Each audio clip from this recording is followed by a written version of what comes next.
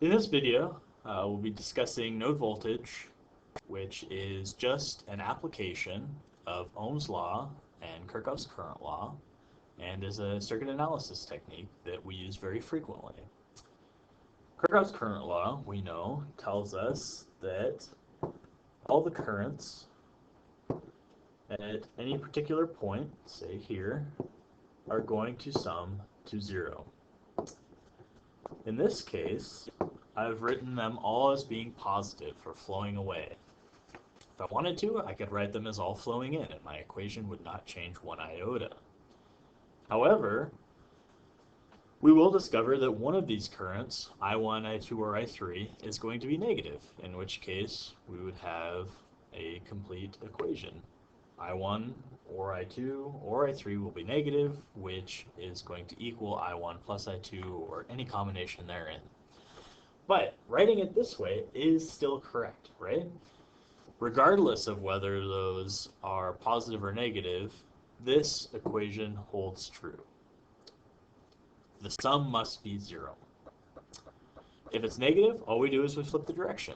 So let's say I1 is negative. Boop, we just flip that there.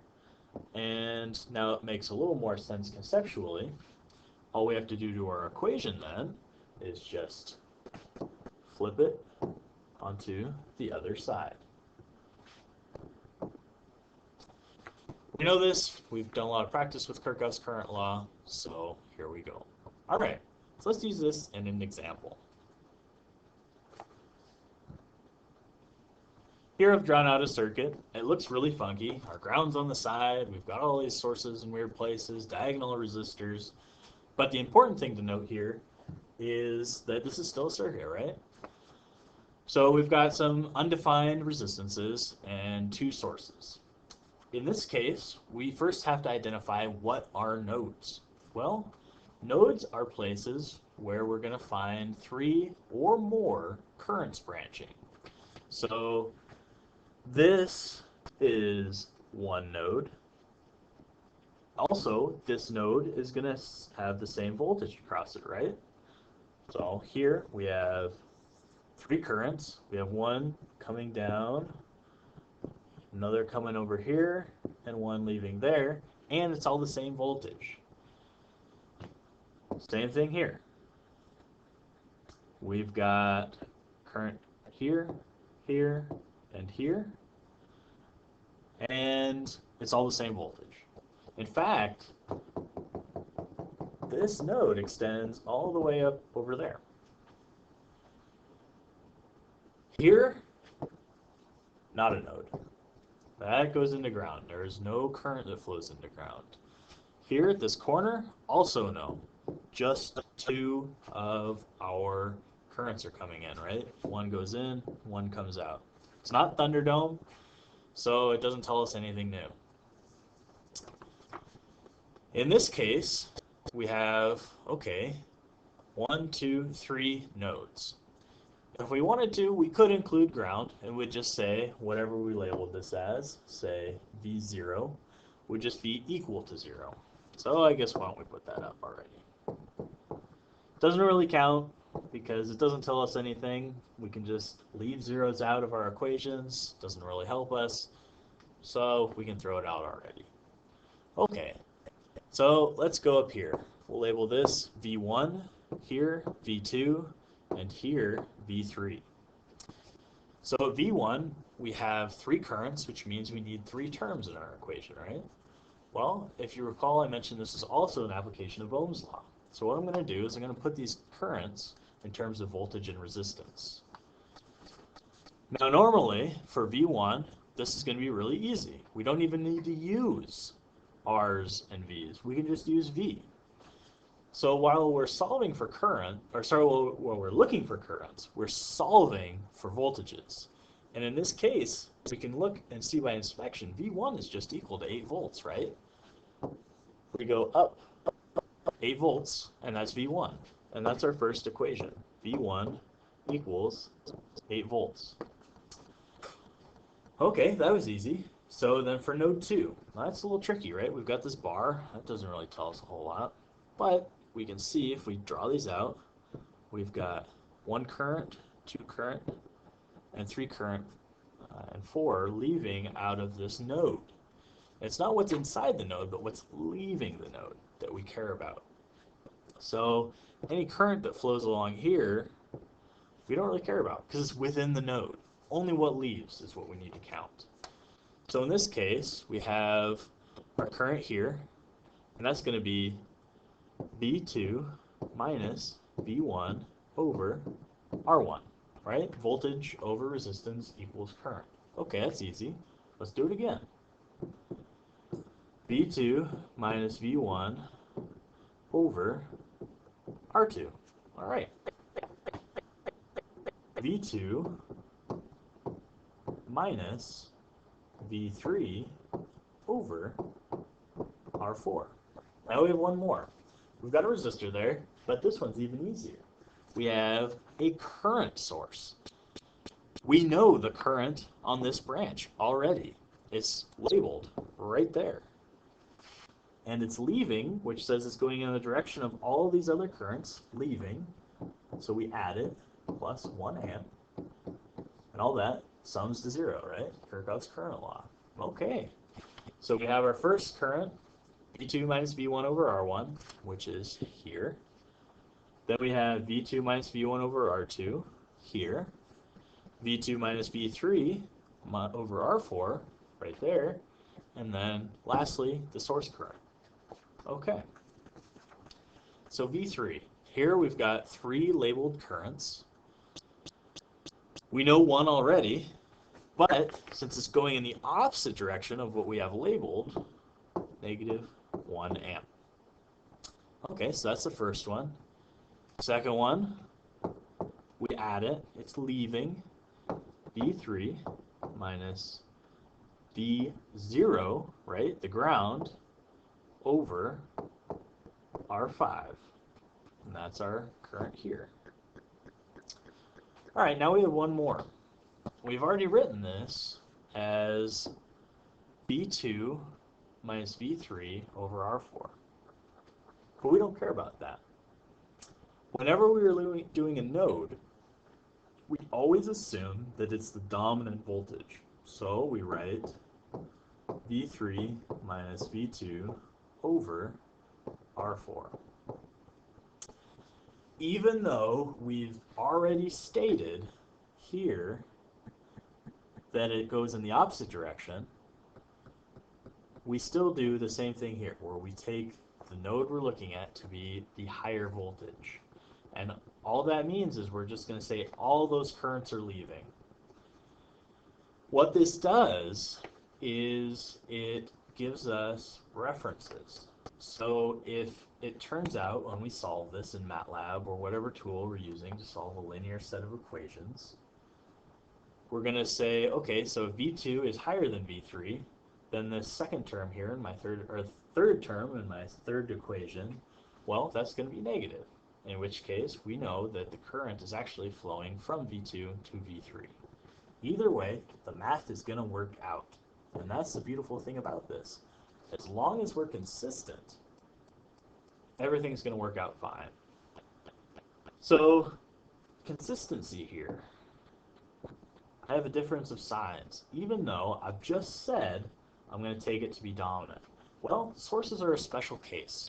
Here, I absolutely know the direction of my current. It's pointing that way.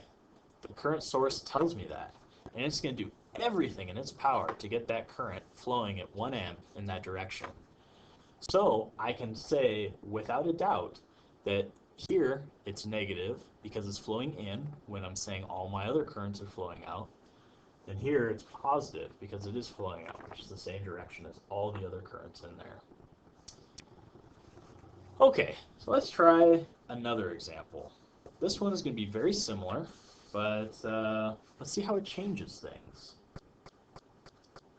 Okay, here, almost the exact same circuit, but I'm going to put my ground over here instead of on the other side of my voltage source. So I'm going to use the same node here, because I know that I've got 3 or more currents coming in, and the voltage is all the same there. same here, V2, and then here, it's going to be V3. All I've done is change the space where my ground's at. So that changes V1 significantly. Before we just had V1 equals 8 volts. That was really easy. Now, we know that there's a current that flows along there. And what is that current? Well, we know it actually. If we take V1, we go down 8 volts over to this corner here. So minus 8.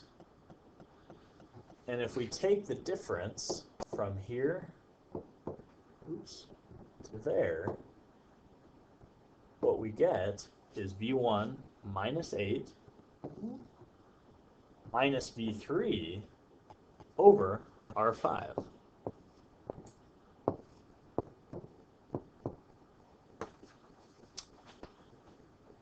And you can check this math. You can put a dummy node at this corner here. So if we said that was just, call it V phi. So V phi is just going to be equal to V1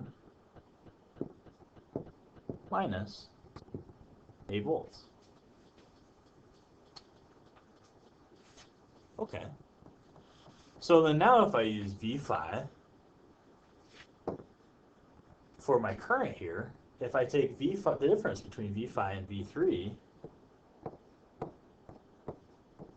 over R5, that's going to be that current, right? That branch current. We'll call this I phi. And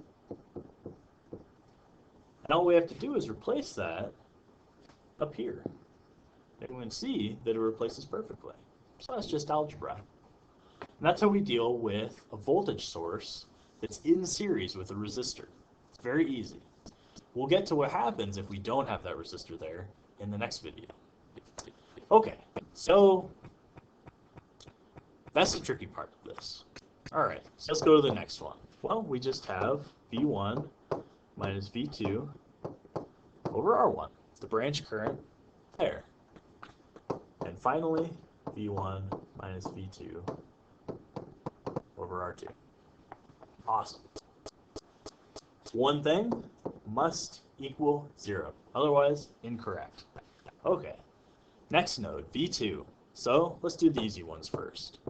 V2 minus V1 over R1 plus V2 minus V1 over R2 plus V2 minus V3 over R4.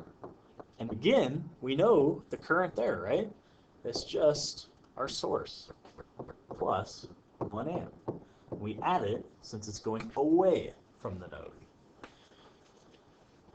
V3 then, well, we just have to reverse our V phi. So in this case, we go up 8 volts, but we still subtract V1. Why do we go up? Well, if we flip the order of our resistor and our source, it doesn't change our circuit at all. We can put one before the other, and nothing is going to change at all, except the order of voltage rise. In this case, we're going from one point to another that includes both, so the order doesn't matter. We're taking them both anyway.